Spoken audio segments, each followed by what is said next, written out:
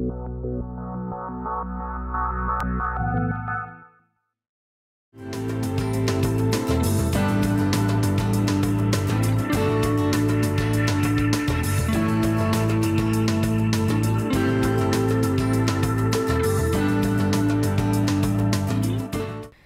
learners, and welcome to today's episode of Foreign Trade.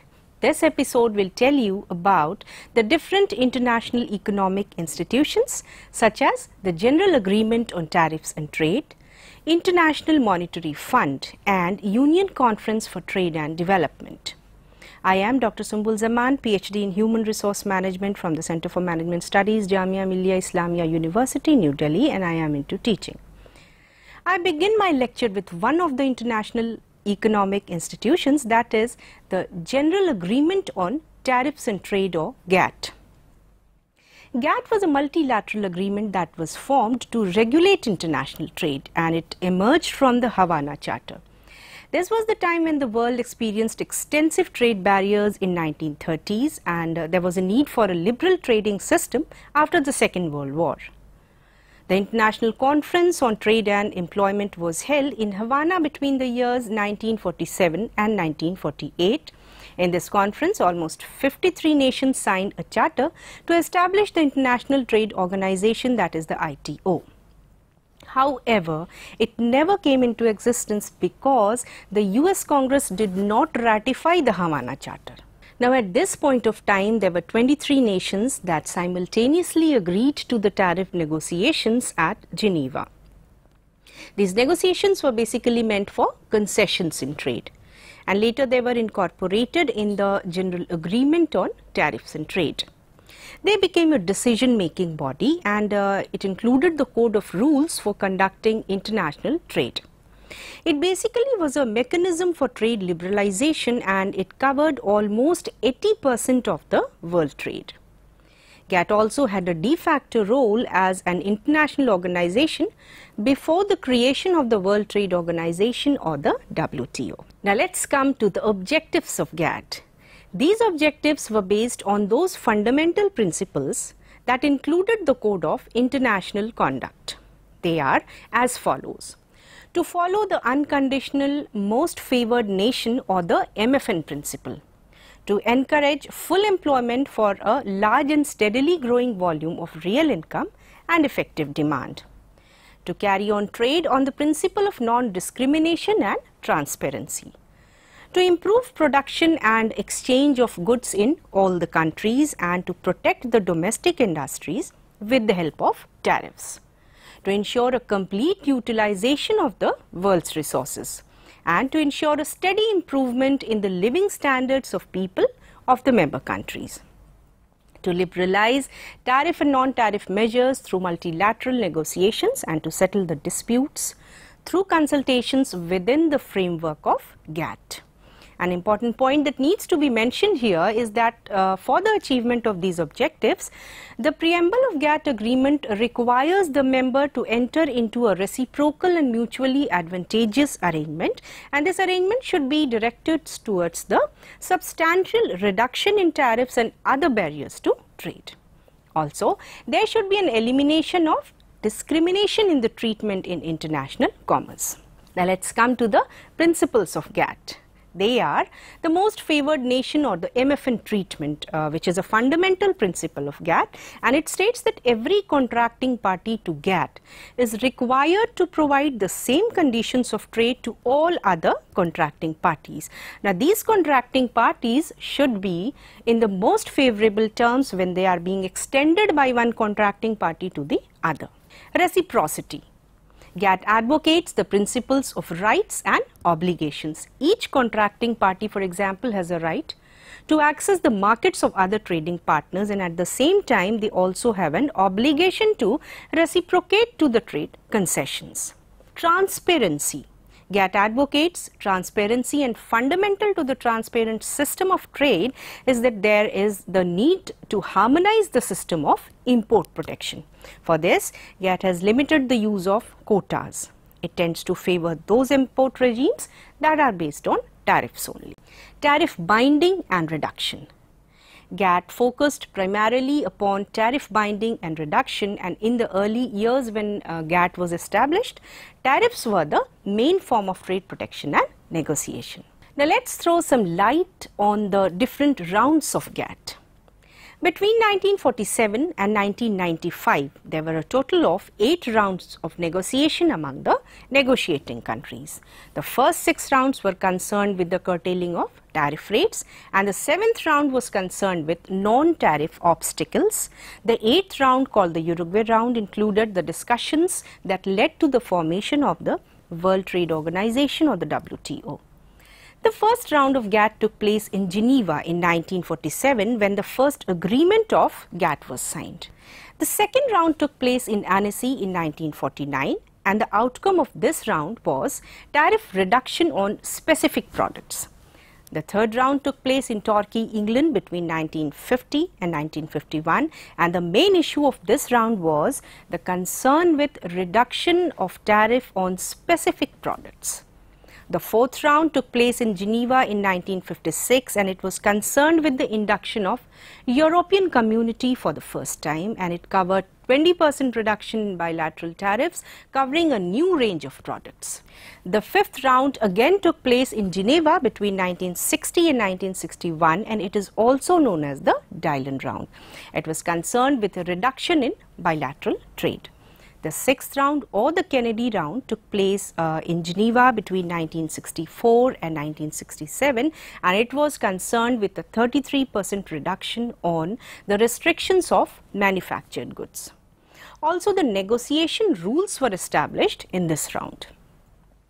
The seventh round, or the Tokyo round, took place in Geneva between 1973 and 1979. Now, it focused on the non-tariff restrictions. It also gave the procedures on dispute resolution, dumping and licensing. The eighth round of GATT, popularly known as Uruguay round, started in September 1986 and continued till 1993. It focused on additional tariff reductions and agriculture. Now, this round proved to be a stalemate for agricultural tariffs. However, any agreement could not be reached on account of the differences among the participating countries on certain critical areas. Following this, the Director General of GATT compiled the Dunkel proposals, leading to a final act on December 15, 1993, and India also signed it on April 15, 1994. Finally, this agreement was signed by 124 member countries, and GATT was not free from any flaws. So let's throw some light on the criticisms of GATT. A few of them are as follows. In spite of the fact that GATT attempted to prescribe an international code of conduct in the sphere of trade, it lacked the enforcement authority. Now, this authority could have taken care of the compliance of GATT regulations by the contracting parties. GATT also failed to settle their trade disputes. Also, the trade liberalization for agriculture was dealt only in the Tokyo round and the Kennedy round. In spite of agriculture being treated as a special case, it enjoyed much lesser attention as compared to the manufacturing sector. Besides this, there was a difficulty in framing and implementing the uniform general rule of conduct concerning trade, tariff and payment. The reason behind this is that the members of GATT had different economic and political moves in different stages of their development. Now, the members of GATT who were in the category of lesser developed countries were being provided lesser benefit by it. Also, the commodity to commodity based approach was against the interests of these countries. The role of GATT was being undermined due to the concluding bilateral, discriminatory and restrictive arrangements which were against the rules of GATT. The increasing role of subsidies is another important aspect in sidelining of GATT.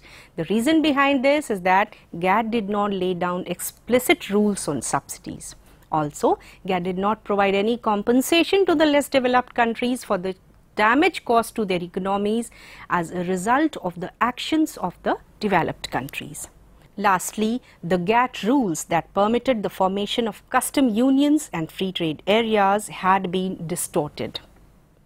We are over with the topic of GATT. Now, before studying another international economic institution, we need to have a knowledge of the exchange rate policies and the Bretton Woods system. The exchange rate policy. The exchange rate policy is related to the manner in which a country manages its own currency with respect to the currencies of the foreign countries and the foreign exchange market. And the basic objective of the exchange rate policies was to avoid those disruptive fluctuations that took place in 1930s. It also considered the rigidity that prevailed under the international gold standard. A lot of fluctuations and disturbances in the price levels were taking place under the international gold standard. Now, this could be offset by an automation of the balance of payment adjustment in a particular country. This mechanism is known as price specific flow mechanism. Price specific here refers to the gold coins. The gold standard broke down during the First World War and was briefly reinstated from 1925 to 1931 as the gold exchange standard. Now, under this standard, the United States and England could hold only gold as reserves, but the other nations could have both gold and dollars or pounds as reserves. In 1931, England departed from gold, coming to an unrealistic exchange rate. Now, this was the time when the gold exchange standard was finished and it was no more. As a result of this, the countries devalued their currencies to maintain trade competitiveness. However, these policies under which the nations lowered their currency values to increase their exports and reduce imports led to a trade war. This was ultimately followed by a global depression. The Bretton Woods Conference. After the collapse of the gold standard and the Great Depression in 1930s, there was a dire need for post-war economic growth. The representatives from 44 countries met at Bretton Woods, New Hampshire in the year 1944 to design a new international monetary system. At the meeting in Bretton Woods, it was clear that neither a policy of fixed exchange rates nor the fully fluctuating exchange rates were conducive to the balanced growth of international trade.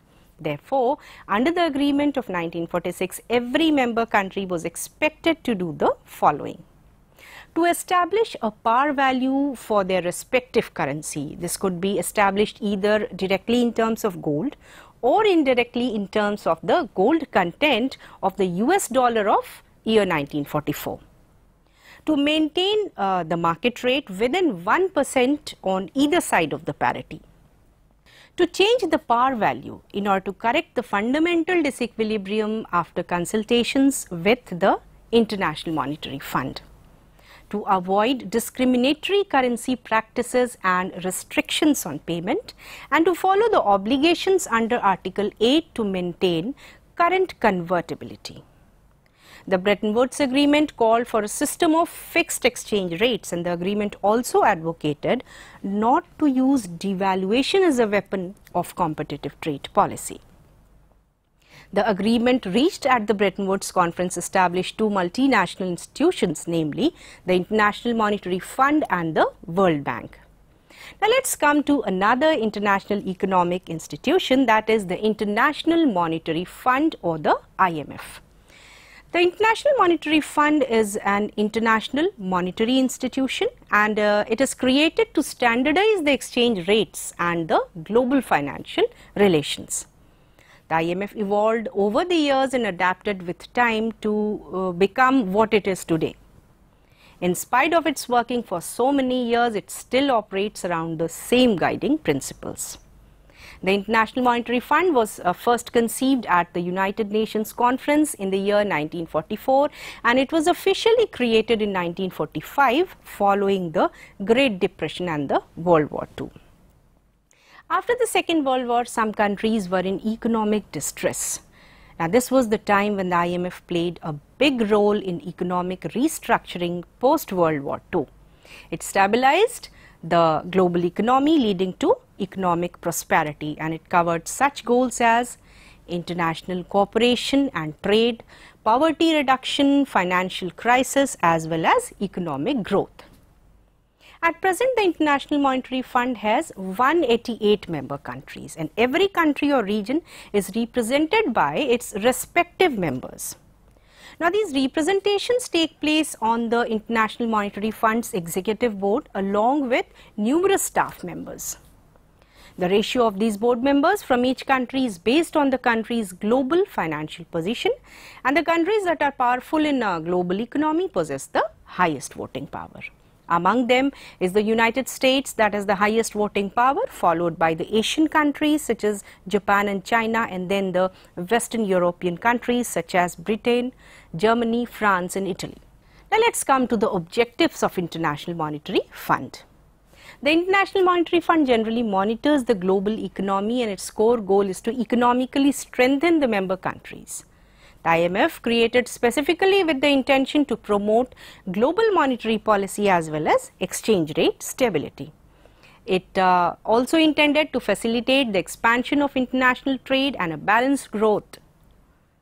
Article 1 of the Articles of Agreement of AGA includes the following objectives of International Monetary Fund: to promote international monetary cooperation through a permanent institution, and this institution provides the machinery for consultation and collaboration on international monetary problems; to facilitate the expansion and balanced growth of international trade; to promote and maintain high levels of employment and real income; to develop productive resources for all members, and to promote exchange rate stability and maintain orderly exchange arrangement among the members; to avoid competitive exchange depreciation; to assist in the establishment of a multilateral system of payment among the members; to eliminate those exchange restrictions that hamper the growth of world trade; to facilitate in the general resources of the fund so as to help the members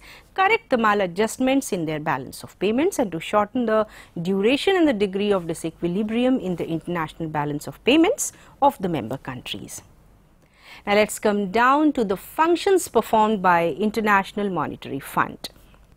In the early years of 1980s, the low-income countries faced problems related to debt repayment and balance of payment. As a result of this, the International Monetary Fund took up stabilization programs that dealt with the demand management issue. The IMF also included structural adjustment programs, and they concentrated on supply management. Now, these programs were concerned with the application of the principle of market economy, opening of economy by removing the trade barriers, as well as prevention of deflation. The IMF insisted that the member countries implemented these programs to counter the macroeconomic instability. The International Monetary Fund also provides financial assistance that includes credits and loans to the member countries. Apart from this, IMF also provides concessional assistance under its poverty reduction and debt relief programs. It provides funds to combat money laundering as well as terrorism. IMF also provides technical assistance that consists of expertise and support provided to its members. Now, some of the areas in which IMF provides assistance are design and implementation of fiscal and monetary policy, institution building, handling and accounting of transactions with the IMF, collection of statistical data and training of officials. We can categorize the functions of IMF in the following manner: a regulatory function, in which the IMF works as the guardian to the code of rules set by the Articles of Agreement; financial function, in which it works as an agency that provides resources to meet the disequilibrium in the balance of payment faced by the member countries; consultative function, in which it facilitates international cooperation by being a source of counsel and technical assistance to its member countries. The working of International Monetary Fund. The working of IMF over the past 65 years can be divided into two phases. The first phase covers the period that started from the late 1940s and lasted till 1971. Now, this period is popularly known as the Bretton Woods system. The IMF system or the Bretton Woods system provided for the exchange rate stability in the short run. It allowed the possibility of exchange rate adjustment when the developing countries experienced fundamental disequilibrium in the balance of payment accounts. Now, the system was a source of some major problems, and as a result of this, it was abandoned in 1971. The second phase of IMF started in 1978 after prolonged negotiations. In the decade of 1970s saw massive borrowings by the developing countries due to debt crisis that arose. The IMF at this point of time played a crucial role to put the international financial system in order. With the breakup of the Soviet Union in 1989 emerged a new category of countries known as the communist countries. Now, these countries joined the International Monetary Fund. This was followed by East Asian financial crisis, which began in 1997. The currencies of Asian tiger economies descended rapidly. Now, the Asian tiger economies included South Korea, Singapore, Hong Kong and Taiwan.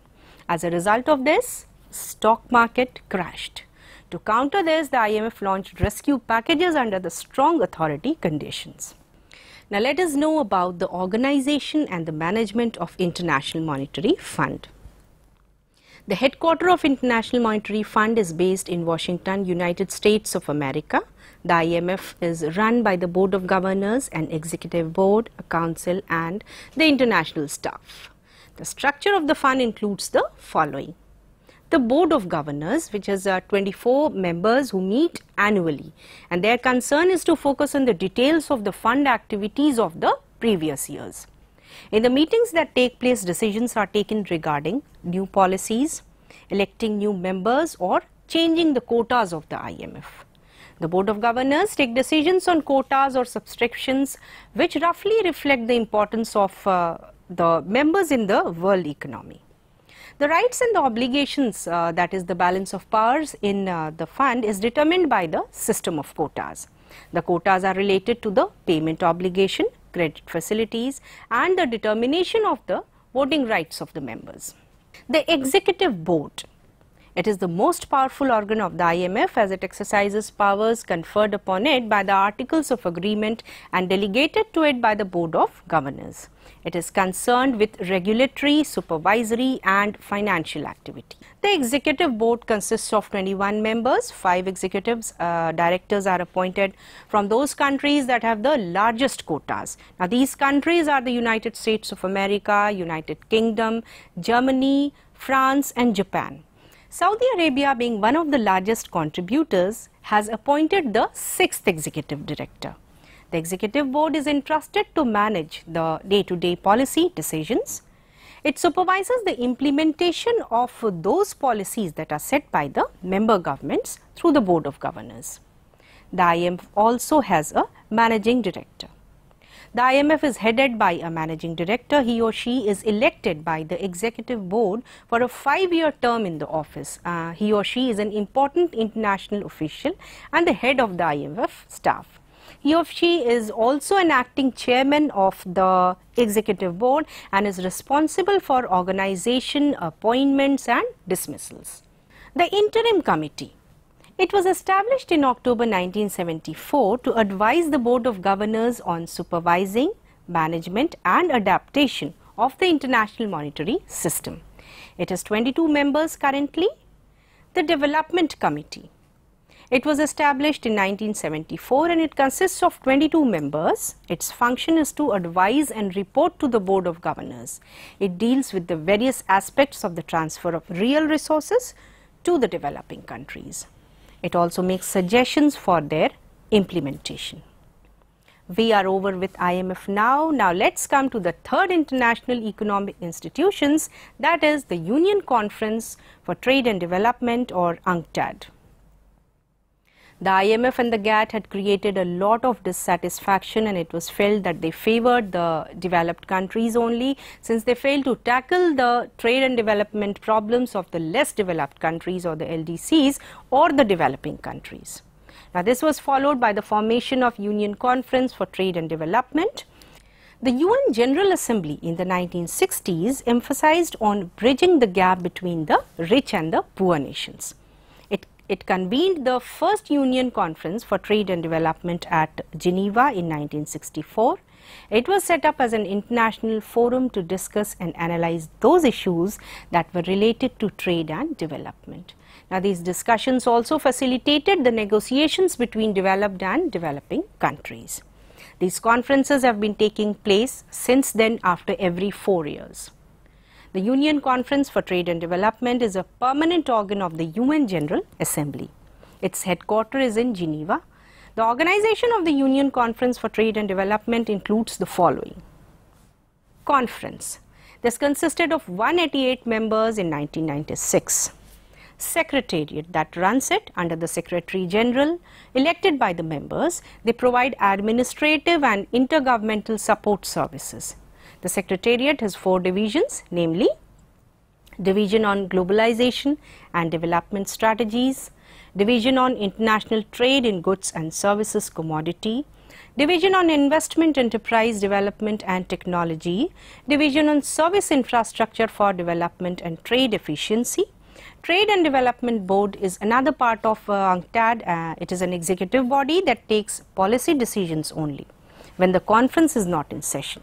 It consists of 55 members from amongst the conference members on the basis of equitable geographic locations, and it meets twice a year. Executive Committee. It is comprised of permanent representatives of those member states who are deputed to the UNCTAD Geneva, and it meets usually every month.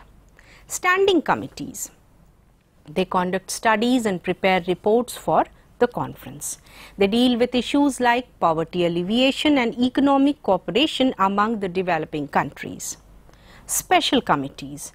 There is a special committee on the basis of preferences.